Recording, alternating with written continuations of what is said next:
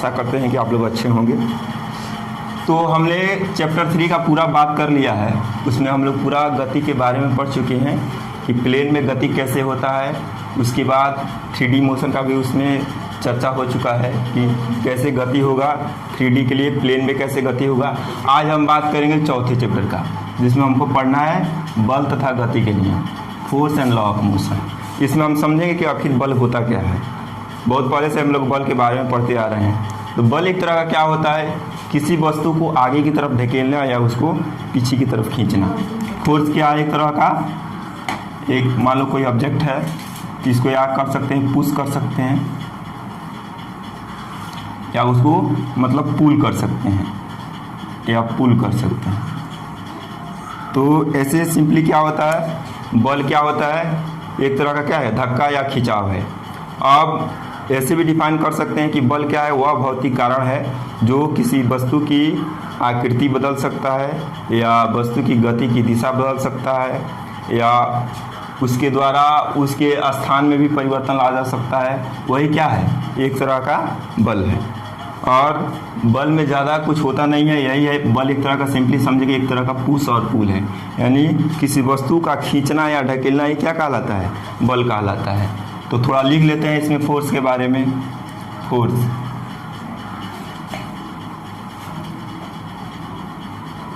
Push और pull of a body is called force. तो क्या है, किसी वस्तु का धकेलने या खींचना ही क्या कहलाता है, बल कहलाता है। उसके बाद इसमें देखा जाए तो बल कई तरह का होता है। तो अलग अलग जगह पर अलग अलग फोर्स के बारे में चर्चा करना है। जैसे कि एक होता है गुरुत्वाकर्षण बल, गुरुत्वाकर्षण बल होता है, गुरुत्वाकर्षण बल, ग्रेविटेशनल फोर्स।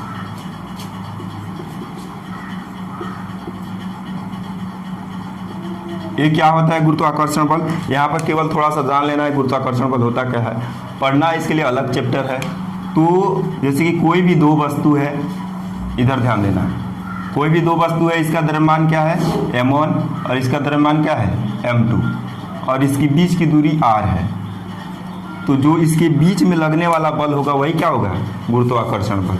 यानी कोई भी दो वस्तुओं के बीच में लगने वाला आकर्षण बल ही क्या कहलाता है, गुरुत्वाकर्षण बल। और ये बात ध्यान रखना, गुरुत्वाकर्षण बल हमेशा आकर्षण होता है, मतलब किसी भी दो ऑब्जेक्ट, मास वाली ऑब्जेक्ट में क्या होगा, हमेशा आकर्षण होगा। तो इसका जनरली फार्मूला यही होता है, F gravitational equal to G m1 m2 by r²। G एक क्या है, गुरुत्वाकर्षण नियतांक है, ग्रेविटेशनल कांस्टेंट। और क्या हो जाए, इसी वस्तु का मतलब चार्ज हमको क्या मान लें, Q1 मान लें और Q2 मान लें। तो ये क्या हो जाएगा, उसी वस्तु का अगर चार्ज क्या हो जाए, पहले वस्तु का चार्ज Q1 और दूसरे वस्तु का चार्ज क्या हो जाए, Q2। तो अब लगने वाला जो बल होगा वो कूलॉम बल हो जाएगा। ये क्या हो जाएगा, कूलॉम बल। ये क्या होता है कि Q1 Q2 बाई r²। यहाँ पर केवल हमको टाइप समझना है कि कौन कौन सा फोर्स होता है। तो आगे चल के हम लोग को 12th में पढ़ना है कि कूलॉम फोर्स क्या होता है, कैसे डेरिवेशन होता है। ये केवल हमने डायरेक्ट इसका जो फार्मूला होता है वो लिखा है। लेकिन आगे जब 12th में हम लोग पढ़ेंगे तो पढ़ेंगे कि आखिर ये आता कैसे है। जब ग्रेविटेशन चैप्टर पढ़ेंगे तो ये कैसे आता है, वो सब आगे चर्चा किया जाएगा। एक नाभिकीय बल होता है। तो नाभिकीय बल किसी भी जो एटम होता है उसके अंदर लगने वाला, यानी नाभिक में जो लगने वाला फोर्स होता है वो क्या होता है, नाभिकीय बल होता है। घर्षण बल भी होता है। घर्षण बल जैसे कि कोई भी वस्तु मान लो कि किसी सतह पर क्या हो रहा है, जैसे कि कोई भी वस्तु, जैसे कि मान लो कि यहाँ पर यही है और यहाँ पर कोई वस्तु है, इधर से हम लोग इसको ढकेल रहे हैं, तो बताएगा कोई आदमी कि घर्षण किधर लगेगा। इधर से ढकेलेंगे तो घर्षण किधर लगेगा, इधर लगेगा कि इधर। घर्षण हमेशा अपोजिट डायरेक्शन में लगता है, यानी फोर्स अगर इधर लगाएंगे तो जो घर्षण बल होगा, फ्रिक्शन फोर्स, वो इधर लगेगा। यानी फ्रिक्शन फोर्स हमेशा उल्टा डायरेक्शन की तरफ लगता है। आखिर तभी तो वस्तु क्या होता है, कुछ देर के बाद रुक जाता है। ऐसे ढकेलेंगे किसी भी वस्तु को तो उधर से फ्रिक्शन फोर्स लगेगा। ऐसा नहीं होता तो क्या होता, जैसे कि मान लो कि घर्षण नहीं होता तो पता चलता है कि एक बार क्या कर दिए, कोई गाड़ी चलाना शुरू कर दिए तो घर्षण तो है ही नहीं है, कोई उसको रुकने वाला नहीं है। तो अब वस्तु चलना स्टार्ट कर दी तो फिर कभी रुकेगा ही नहीं। ऐसा हमको चलना भी संभव नहीं हो पाता, घर्षण नहीं होता। तो घर्षण बल का भी बहुत इंपॉर्टेंस है लाइफ में। आगे चल के पढ़ेंगे जब हम लोग सर्कुलर मोशन, तो जैसे कि कोई रोड वगैरह बनता है तो उसमें रहता है ना, इधर ऊंचा है तो इधर नीचा है, घुमाव वगैरह पर। तो वृत्तीय गति में हमको आगे पढ़ना है सर्कुलर मोशन में कि किस जगह पर रोड को कैसे रखना होता है। तो वहाँ पर फ्रिक्शन फोर्स का भी रोल होता है। नहीं तो पता चलेगा रोड पर गाड़ी घुमाते फेंका के चल जाएगा बहरी, तो उसको क्या करना है, वहाँ पर फ्रिक्शन फोर्स का क्या है, रोल है। एक चुंबकीय बल भी होता है। तो चुंबकीय बल जनरली मैग्नेटिक फोर्स, मैग्नेट के बीच में लगने वाला होता है, वो क्या होता है, चुंबकीय बल होता है। तो थोड़ा सा यही होता है कि फोर्स एक तरह का क्या है, पुश और पुल है, यानी किसी वस्तु को ढेकला जाए या खींचा जाए, उसी को क्या बोलते हैं, फोर्स बोलते हैं। कई तरह का फोर्स होता है, इसका अलग अलग टाइप होता है। एक गुरुत्वाकर्षण बल होता है जो किसी भी दो द्रव्यमान वाले वस्तुओं के बीच लगता है। यदि इसी का चार्ज Q1 और Q2 हो जाए तो वहाँ पर कूलॉम फोर्स लग जाएगा चार्ज के लिए। फिर घर्षण बल होता है, यानी किसी वस्तु को ढकेलते हैं तो उसका जो अपोजिंग फोर्स लगता है उसको क्या बोलते हैं, घर्षण बल बोलते हैं। फिर न्यूक्लियर फोर्स होता है, तो किसी भी वस्तु के जो नाभिक में जो फोर्स लगता है उसको क्या बोलते हैं, नाभिकीय बल यानी न्यूक्लियर फोर्स बोलते हैं। उसके बाद चुंबकीय बल भी होता है। ये सब क्या होता है, बल का अलग अलग पार्ट होता है। अलग अलग चैप्टर में अलग अलग जगह इस बल का सारा बल को अलग अलग पढ़ना है। किसका, जड़त्व का नियम। अब हम देखते हैं कि जड़त्व का नियम होता क्या है। जड़त्व का नियम, ध्यान दो इधर, जड़त्व का नियम।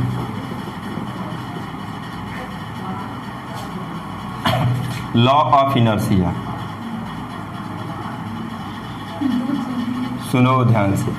लॉ ऑफ इनर्शिया होता क्या है, इसमें अब एसी से आएगा न्यूटन का प्रथम गति नियम। तो लॉ ऑफ इनर्शिया क्या होता है, यदि कोई वस्तु गति में है तो गति में रहना चाहती है, और विराम में है तो विराम में रहना चाहती है। यही होता है लॉ ऑफ इनर्शिया। कोई वस्तु यदि मोशन में है तो मोशन में ही रहना चाहती है, मतलब चल रहा है तो चलवे करेगा, और रुका है तो रुका ही रहना चाहता है। यही है लॉ ऑफ इनर्शिया। तो अब क्या किए न्यूटन थे, तो इसी के लॉ को क्या कर दिए, आगे बढ़ा दिए। वो यही बढ़ा दिए, इधर ध्यान दो, वो यही बढ़ा दिए कि मतलब जब तक कि उस पर कोई बाह्य बल न लगाया जाए, उसने यही जोड़ दिया। तो लॉ ऑफ इनर्शिया क्या होता है कि कोई वस्तु गति में है तो गति में रहना चाहती है, और विराम में है तो विराम में रहना चाहती है। वही क्या होता है, जड़त्व का नियम होता है। और यहाँ से आ जाएगा न्यूटन का प्रथम गति नियम। क्या हो जाएगा, कोई वस्तु गति में है तो गति में रहना चाहती है, और विराम में है तो विराम में रहना चाहती है, जब तक उस पर कोई बाह्य बल न लगाया जाए। जैसे कि कोई वस्तु चल रहा है तो उसको रोकने वाला प्रभावी बल कौन सा है, घर्षण बल। यदि वो घर्षण बल नहीं लगता तो वो कभी रुकता नहीं। जैसे कि रोकते हैं तो ब्रेक मारते हैं ना, या ऐसे अपने मन से रुकता है तो धीरे धीरे फ्रिक्शन के चलते रुकेगा। ब्रेक मारेंगे तभी फ्रिक्शन पैदा हो। तो जैसे गाड़ी रोड पर चल रहा है तो वहाँ पर फ्रिक्शन रोड से लगेगा, तो धीरे धीरे उसी के चलते रुकता है। तो यही बोला है कि जब तक उस पर कोई बाह्य बल ना लगे, अगर किसी प्रकार का फोर्स ही नहीं लगता, तो एक बार कोई क्या है, कोई गाड़ी है मोशन में आ गई तो हमेशा आप चलते रहिए, या रुका है तो रुके रह जाएगा, फिर कहीं नहीं चलेगा। तो यही क्या है, लॉ ऑफ इनर्शिया है। तो थोड़ा सा लिख लेते हैं। According to this law, according to this law, if a body is in motion, remains in motion, remains in motion, and if is in rest, remains in rest, remains in rest। इसका मतलब क्या हुआ, समझ लो इसका मतलब। इस नियम के अनुसार कोई वस्तु क्या है, मोशन में है तो मोशन में रहना चाहती है, और विराम में है तो विराम में रहना चाहती है। यही क्या कहलाता है, जड़त्व के नियम कहलाता है।